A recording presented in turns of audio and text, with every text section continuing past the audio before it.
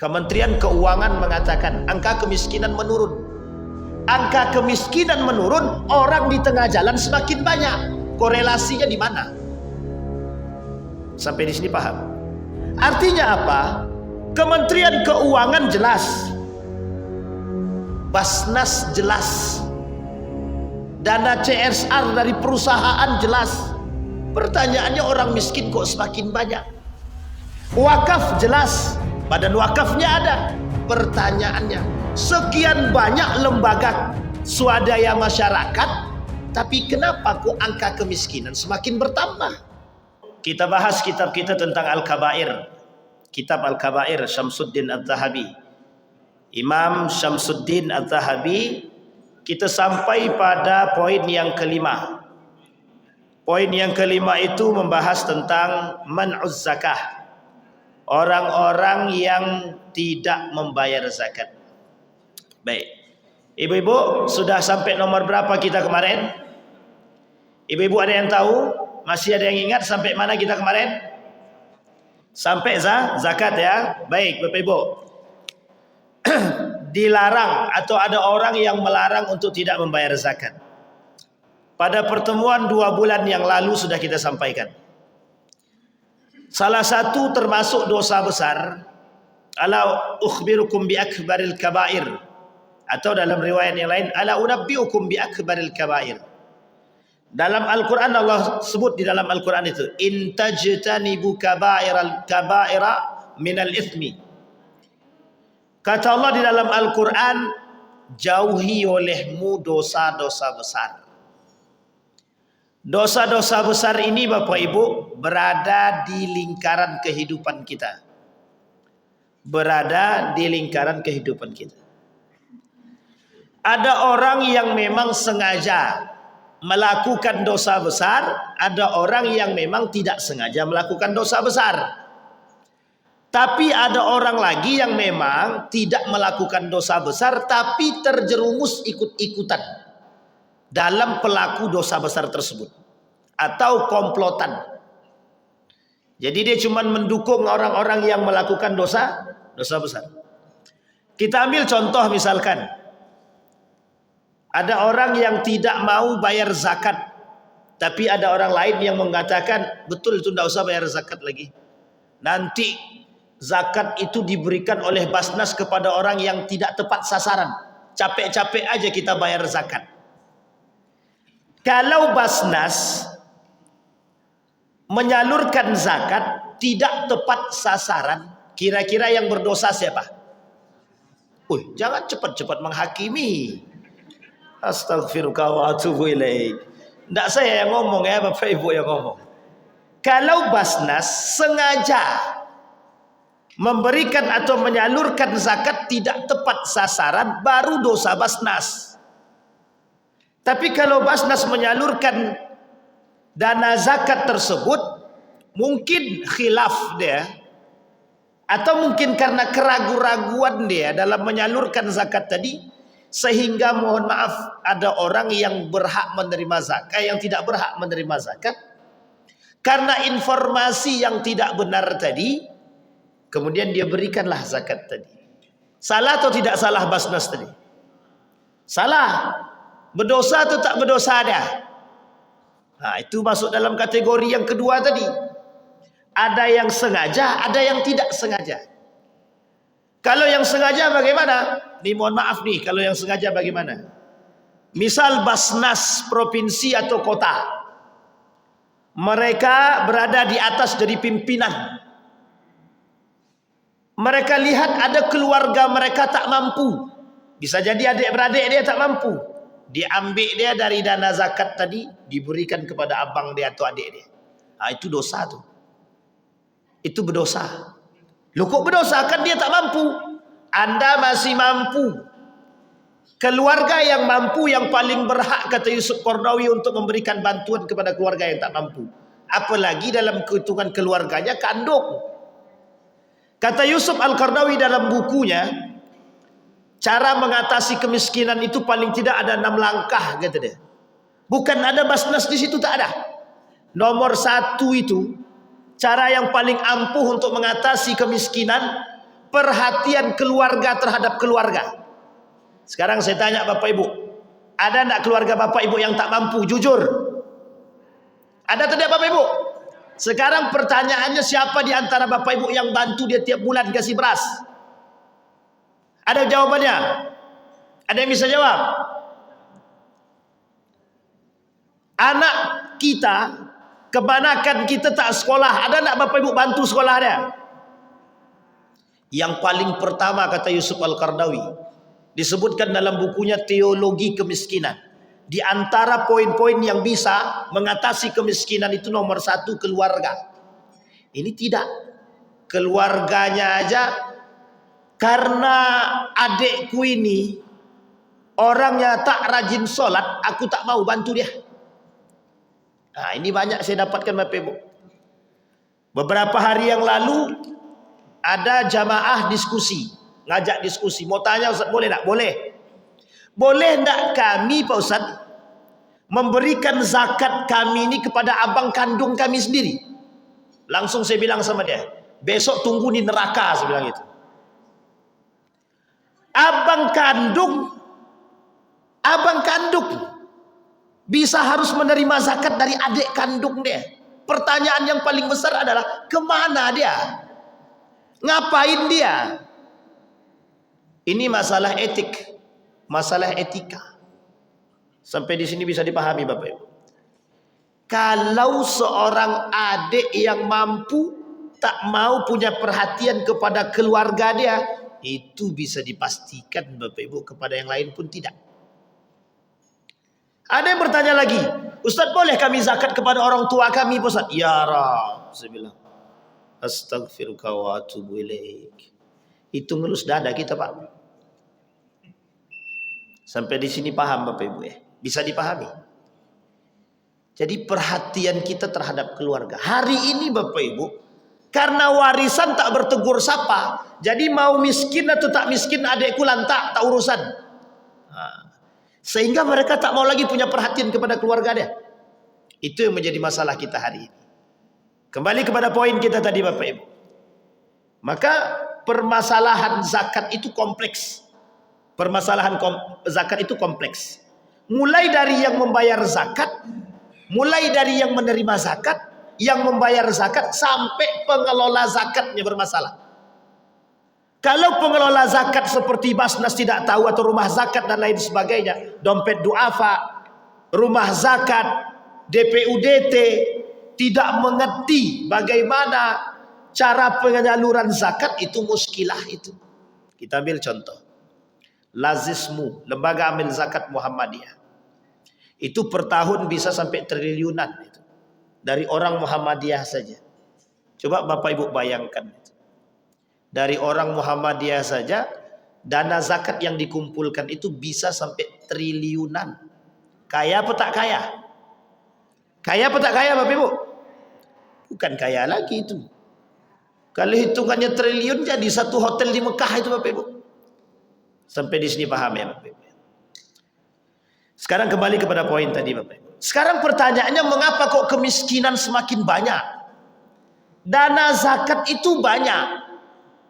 Kalau dikalkulasikan Bapak Ibu, jumlah masyarakat muslim di Indonesia yang mampu, itu pada hakikatnya mampu mengcover masyarakat-masyarakat tak mampu yang muslim.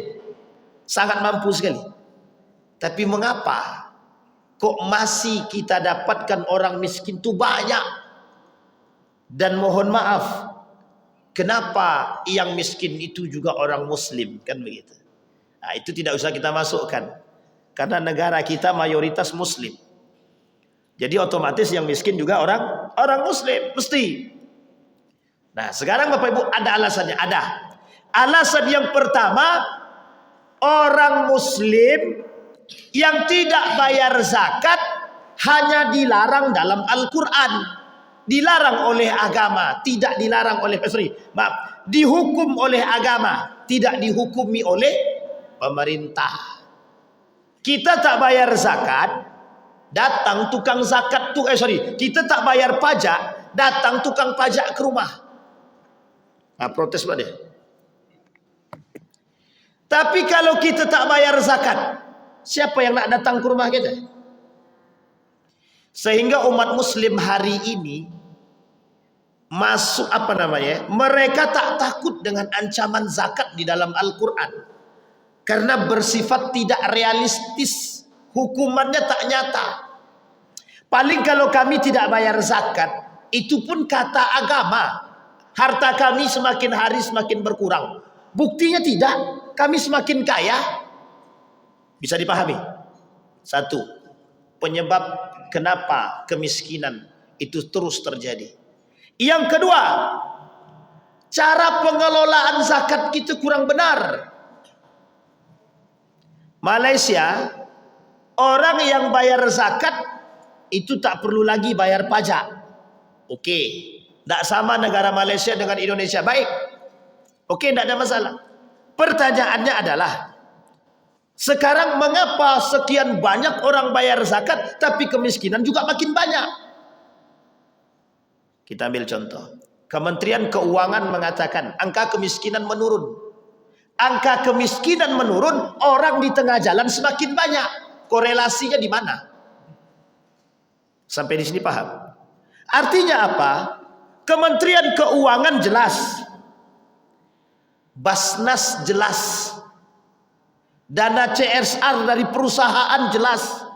Pertanyaannya, orang miskin kok semakin banyak? Wakaf jelas, badan wakafnya ada. Pertanyaannya, sekian banyak lembaga swadaya masyarakat, tapi kenapa kok angka kemiskinan semakin bertambah? Sampai di sini bisa dipahami? Kenapa kok orang miskin semakin banyak?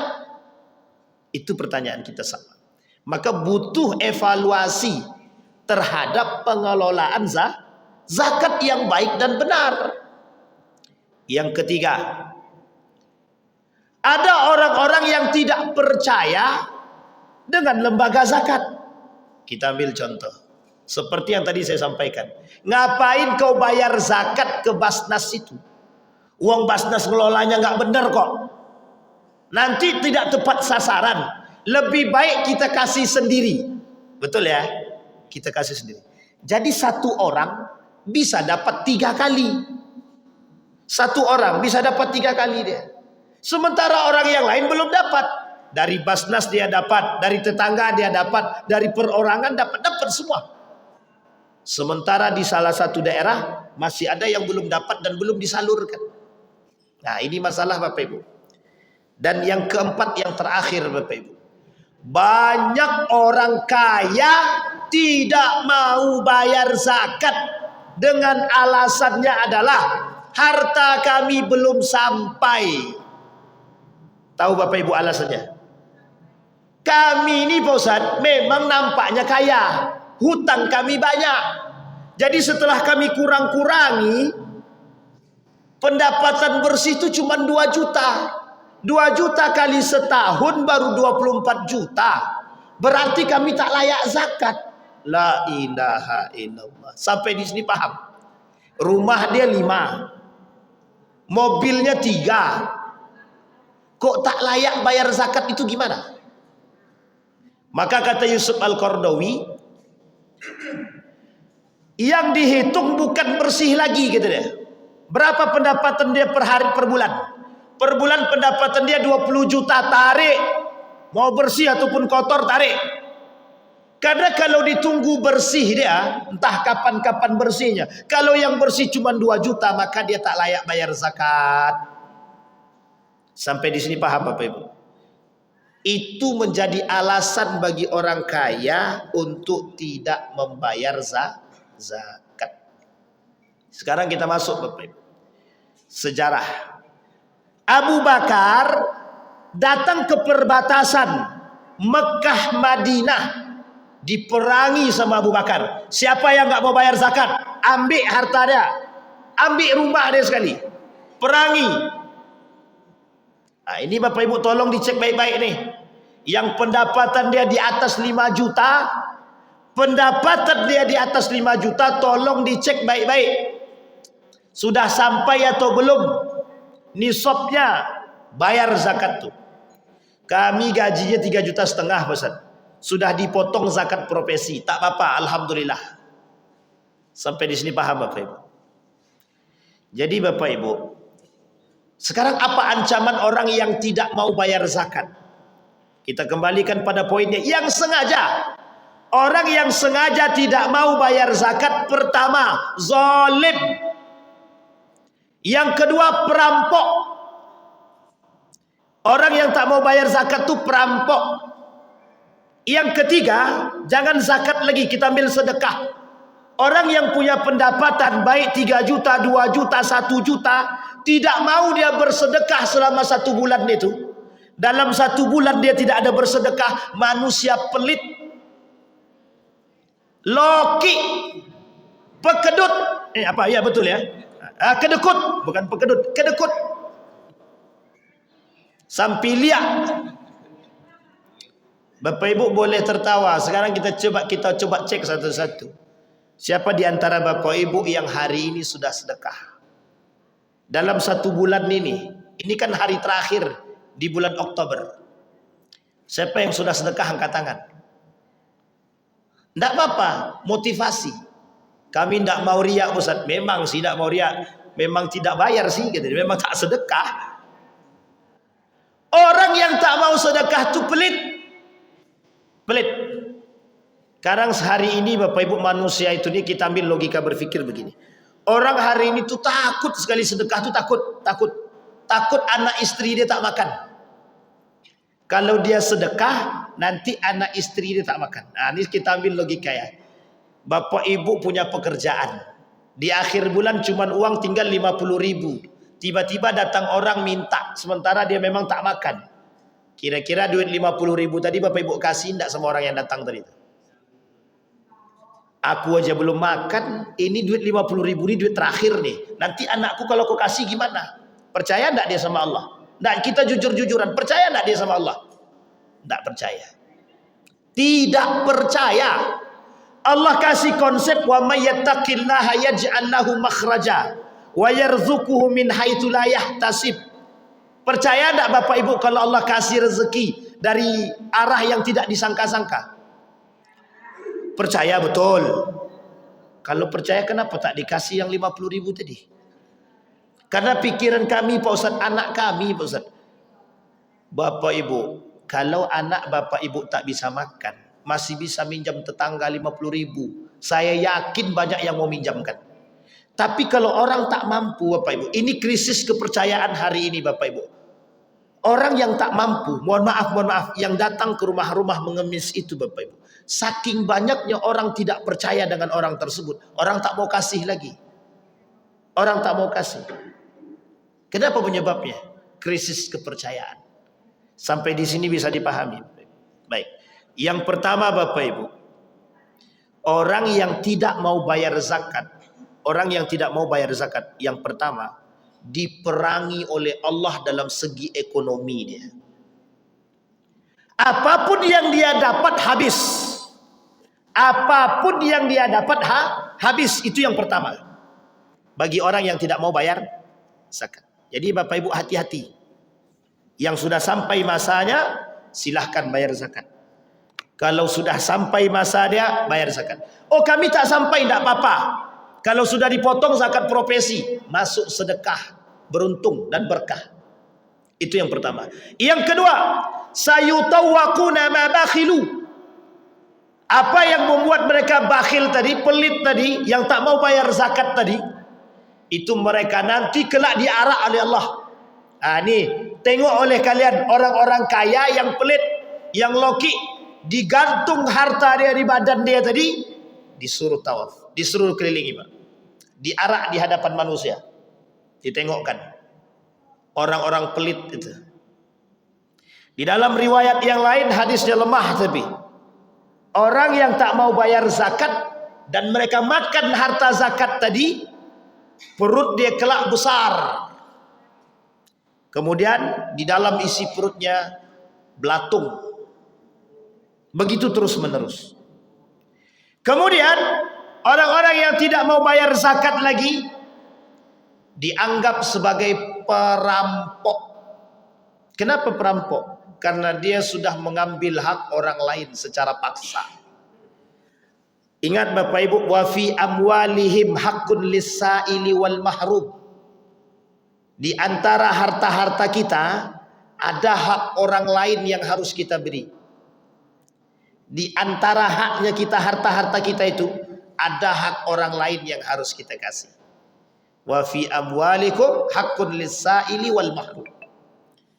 Jadi Bapak Ibu, kalau ada orang yang tak mau bayar zakat, dia perampok.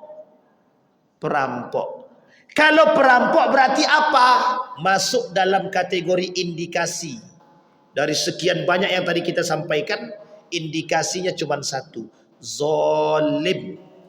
Orang yang zalim itu masuk indikasi dia pelaku dosa besar.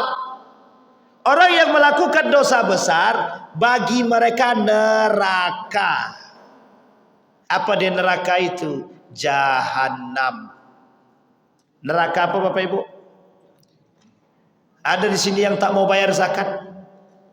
Ada yang nggak mau bayar zakat? Nggak ada. Semua sudah bayar zakat? Serius? Ini belum lagi. Nanti masa dia. Baik. Paham Bapak Ibu ya? Jadi tolong bersihkan. Wala yahsabanna alladhina yabkhaluna bima atahumullah min fadli huwa khairul lahum bal huwa syarrul lahum sayutawwaquna ma bakhilu bihi yaumal qiyamah. Kelak di hari kiamat akan diajak oleh Allah, diarak, dimasukkan ke dalam neraka jahanam. Ancamannya adalah Allah tak mau melihat mereka, Allah tak mau mensucikan mereka, Allah tak mau mengajak mereka berbicara. Bagi mereka azab yang sangat pedih. Yang kelima apa Bapak Ibu? Bagi mereka azab yang sangat pedih. Yang kelima, Allah laknat mereka. Yang keenam, Allah masukkan mereka ke dalam neraka. Dan neraka bagi mereka yang tidak mau bayar zakat, neraka jahanam.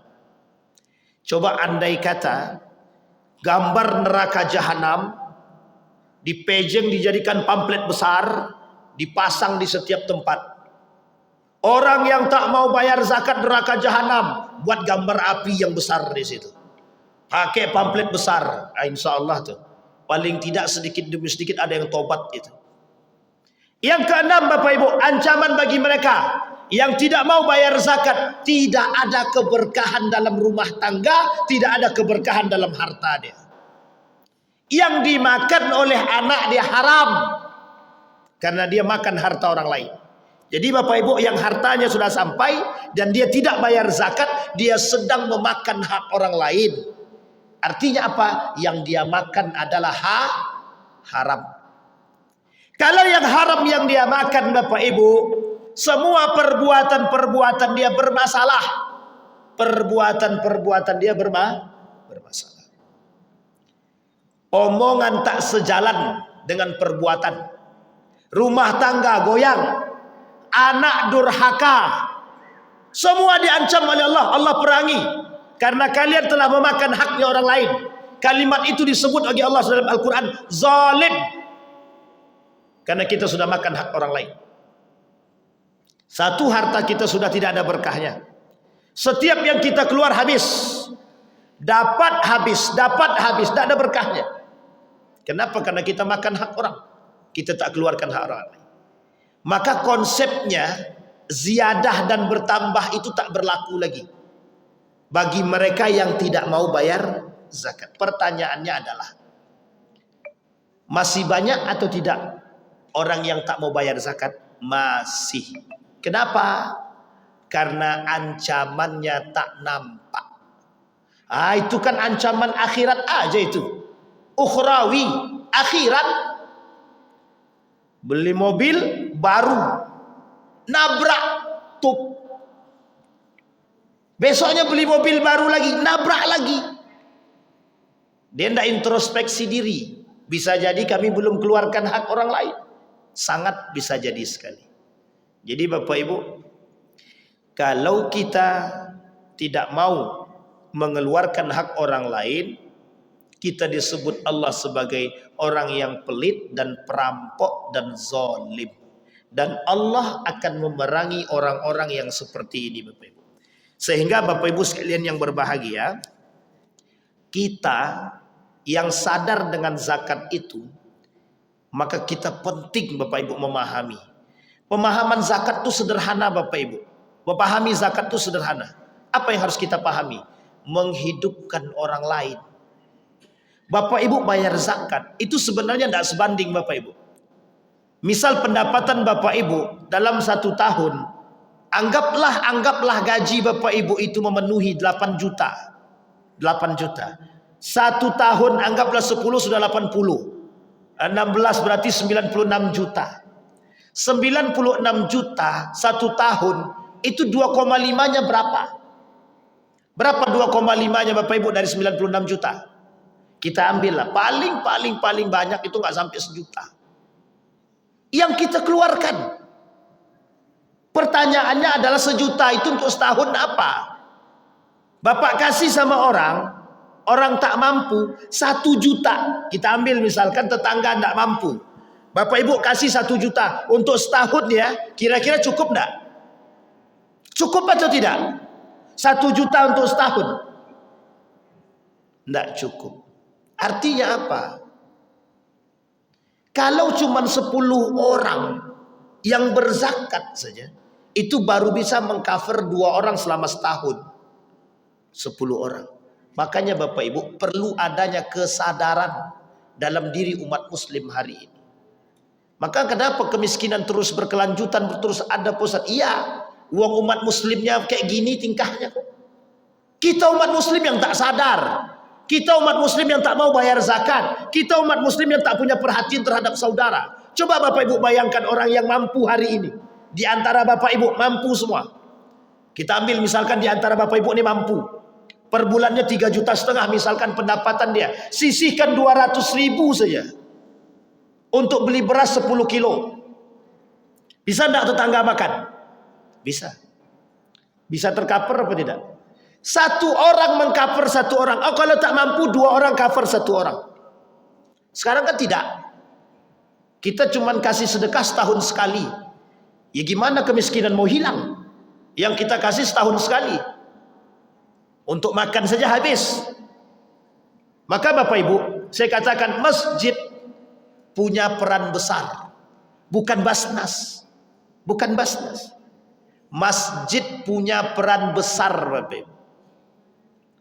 Andai kata bisa dialokasikan. Kita ambil contoh Masjid Jogokarian, Masjid Syuhada, Masjid Al-Falah.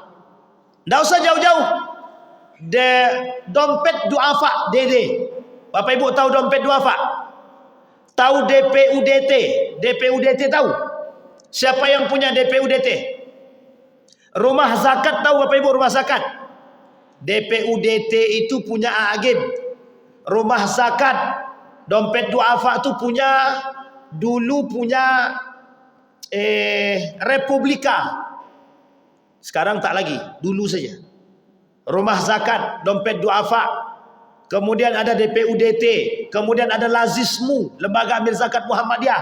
Ada lagi Lembaga Amil Zakat Nahdlatul Ulama. Banyak lembaga amil zakat itu. Tapi jangkauannya kemana? Nah coba sekarang bayangkan masjid ini. Orang-orang yang kaya di sekitar masjid ini merangkul semuanya. Zakat di sini. Dibangun satu lembaga yang mohon maaf bisa dipercaya oleh masyarakat. Cari anak-anak yang tak mampu. Bapak Ibu lihat hari ini. Generasi-generasi yang datang ke masjid. Tengok. Ada yang anak muda. Ada yang anak-anak. Ada yang cinta agama. Ada yang cinta Al-Quran. Punah. Makanya zakat itu punya pengaruh besar. Membentuk Bapak Ibu karakter-karakter umat. Masjid punya peran. Hari ini masjid tak mau tahu. Masjid hari ini tidak mau tahu.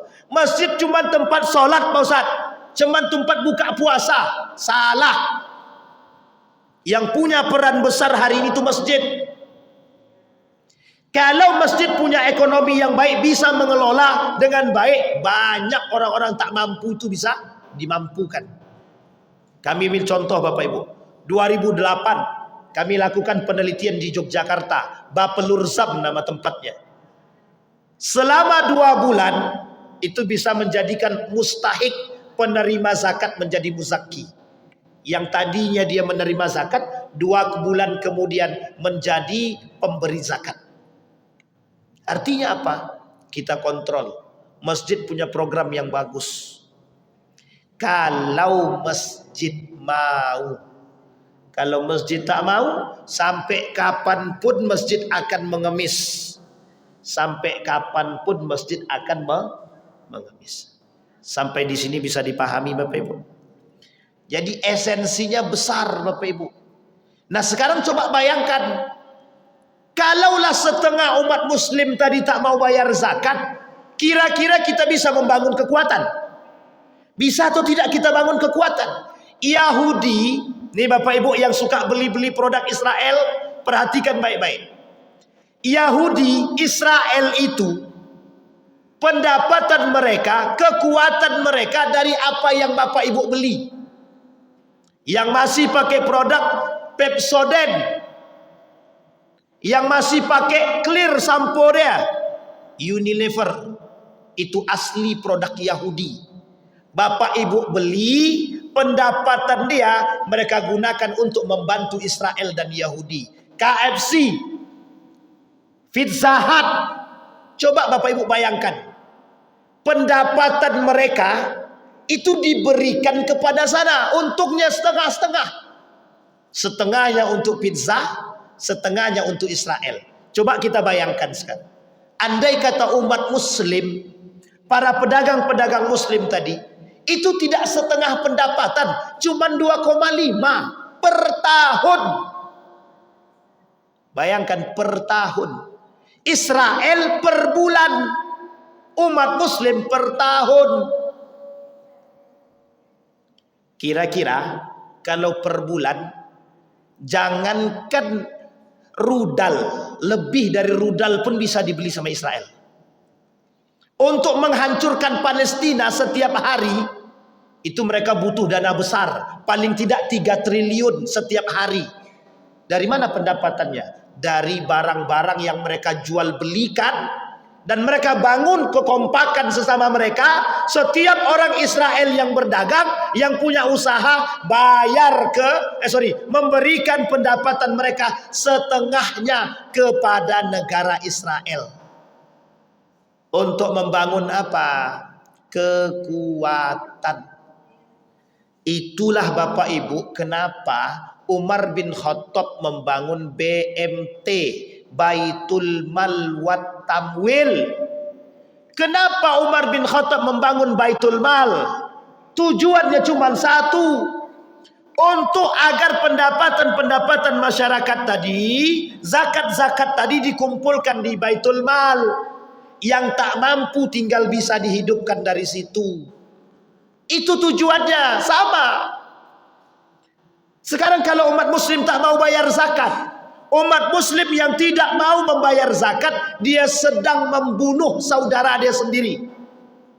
Umat muslim yang tidak mau bayar zakat, dimanapun mereka berada, mereka sedang membunuh umat muslim yang tak mampu.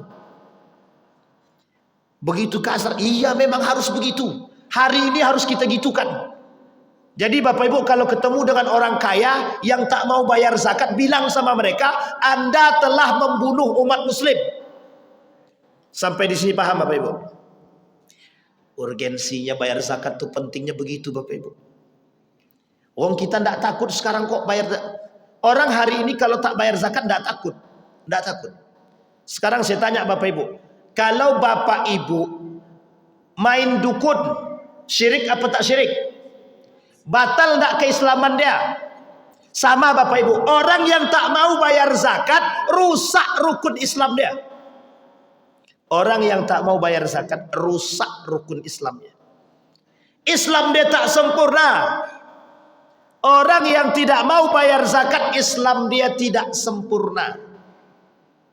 Ini penting Bapak Ibu. Dan ini harus kita sampaikan kemana-mana. Harus biar semua orang tahu pentingnya bayar zakat. Jangan koar sana sini, kita umat muslim harus kompak. Oh, yang ngomong gak mau bayar zakat piye? Gimana caranya? Apa yang mau kita bangun? Sampai di sini paham Bapak Ibu ya. Dalam kepemerintahan itu Bapak Ibu, kekuatan militer harus dibangun, betul.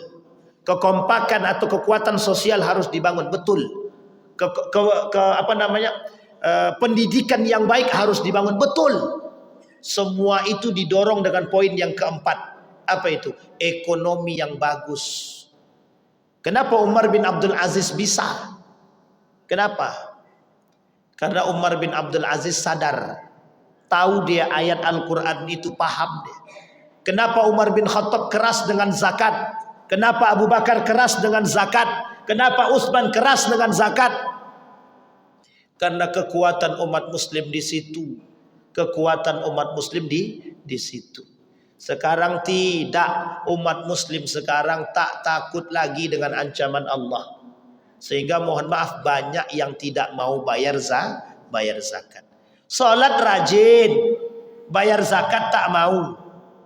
Jadi sebenarnya tidak sia-sia. Salat dia dapat pahala, zakat dia tak dapat pahala. Diancam tetap, sumbing. Bapak Ibu sekalian yang berbahagia, bisa dipahami sampai di sini? Baik.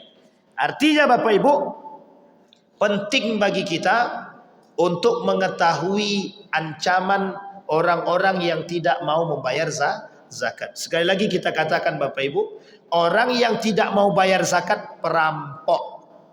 Orang yang tidak mau membayar zakat, dia telah membunuh umat muslim secara perlahan. Tapi kan dia bisa dapat dari yang lain. Betul, dia dapat dari yang lain, tapi yang lain tak dapat dari hal yang sama. Jadi Bapak Ibu perlu adanya muhasabah, evaluasi dalam diri kita masing-masing. Kenapa kita umat muslim hari ini lemah? Karena umat muslim itu tak mau bayar zakat. Karena kekuatan. Kenapa ekonomi umat muslim hari ini lemah? Ya karena itu tadi. Mereka tak percaya dengan konsep Tuhan. Mereka tak mau bayar zakat. Baik Bapak Ibu. Kemudian, wa anfiqu mimma razaqnakum min qabli an ya'tiya ahadakumul maut fayaqula rabbi laula akhartani ila ajalin qarib fasaddaqa minas salihin wa akum minas salihin.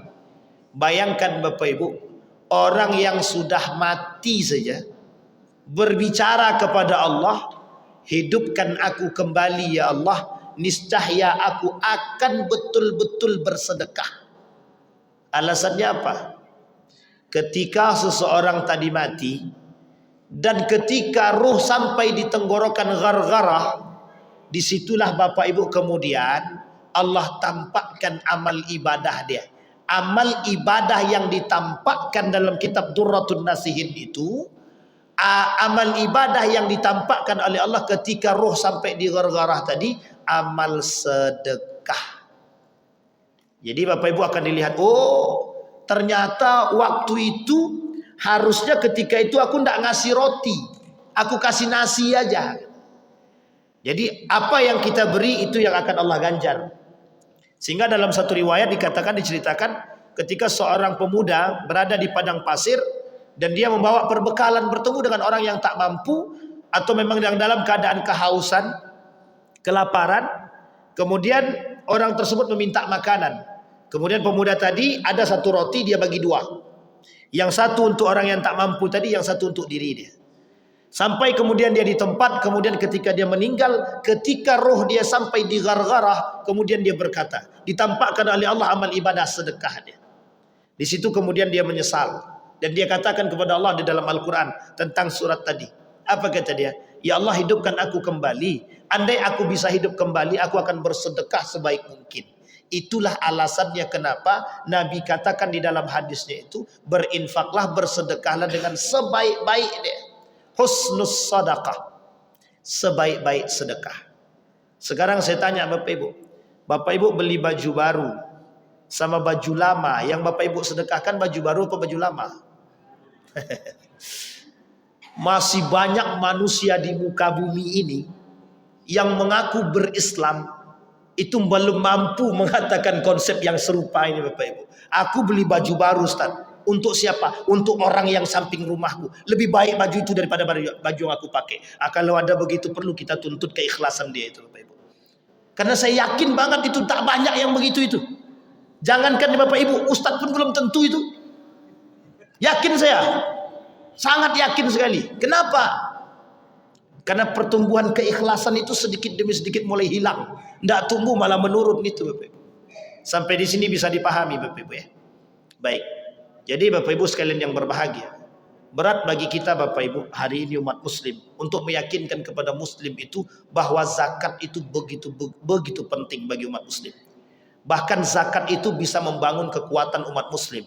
Hanya saja mohon maaf hari ini kita kekurangan, kita kehilangan nilai-nilai terhadap zakat itu sendiri. Malaysia kuat, Singapura kuat, karena sistemnya masih kerajaan. Ketika sistem kerajaan masih kuat semua Bapak Ibu.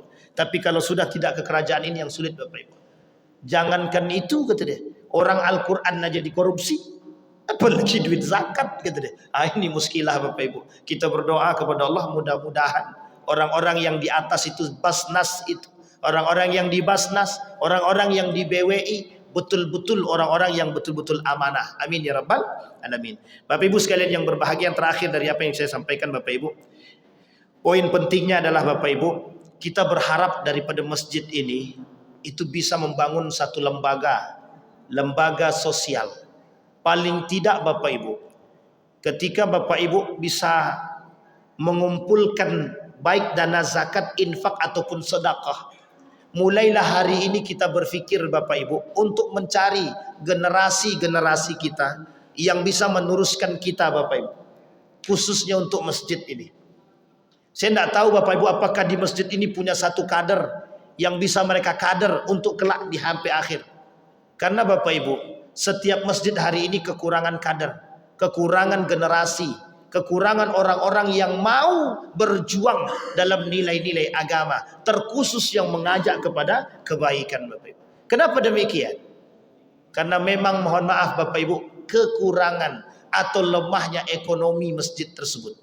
Justru kadang-kadang mohon maaf jangan tersinggung, masjid kadang-kadang ngemis. Makanya konsepnya Ustadz Luqmanul Hakim itu pantang masjid mengemis gitu deh. Saya sepakat Bapak Ibu. Saya katakan pantang masjid mengemis. Saya sampaikan di masjid saya Bapak Ibu, kami masjid tidak akan mengemis. Bapak-bapak yang mau masuk surga datang ke masjid. Caranya bagaimana? Sedekah ke masjid. Kalau Bapak tak mau, tidak apa-apa, kami tutup pintu sedekah. Kami tutup pintu sedekah, besok jangan cari-cari masjid sini lagi, cari masjid lain. Besoknya alhamdulillah Bapak Ibu, semua bersedekah. Alhamdulillah. Ada beberapa kegiatan di masjid itu, alhamdulillah kita tak perlu lagi cari duit. Datang sendiri Bapak Ibu. Alhamdulillah. Artinya perlu berani sedikit. Pak Ketua ya, sikat aja Pak Ketua. Apalagi di sini banyak orang-orang kaya, orang-orang mampu, sikat aja. Jangan tanggung-tanggung. Apalagi ada, mohon maaf, ada anggota dewan di sini, sikat. Jangan tanggung-tanggung. Kalau perlu tembak di tempat, tembak aja di tempat. Bapak anggota dewan, ustadz pula lagi gitu. Kalau tak mau, itu dia. Tembak di tempat, itu lebih baik Bapak Ibu. Nah, kita perlu hari ini begitu. Kita jangan pakai basa-basi lagi Bapak. Capek kita basa-basi. Sudah terlalu tinggi diplomasi kita. Orang tak paham kalau tinggi-tinggi diplomasi. Bapak, kalau orang tak mau bayar zakat tuh begini. Jangan begitu. Anda tak bayar zakat masuk neraka, selesai. Begitu saja Bapak Ibu. Itu lebih penting bagi kita Bapak Ibu hari ini. Saya kira begitu Bapak Ibu. Mudah-mudahan ada manfaatnya bagi kita semua. Mudah-mudahan bisa menjadikan kita orang-orang yang sadar. Dan mudah-mudahan kita yang hadir malam hari ini bisa memberikan peringatan kepada saudara-saudara kita yang belum membayar zakat. Bukan tahunan ya, ini bukan zakat fitrah, tapi kalau bisa zakat mal yang harus mereka bayar. Meskipun terserah mau setahun sekali, kalau bisa sebulan sekali itu lebih baik. Dan mudah-mudahan orang-orang yang tak mampu di sekitar masjid ini bisa tercover oleh masjid. Amin ya rabbal alamin. Fa'tabiru ya ulil absar la'allakum tuflihun. Assalamualaikum warahmatullahi wabarakatuh.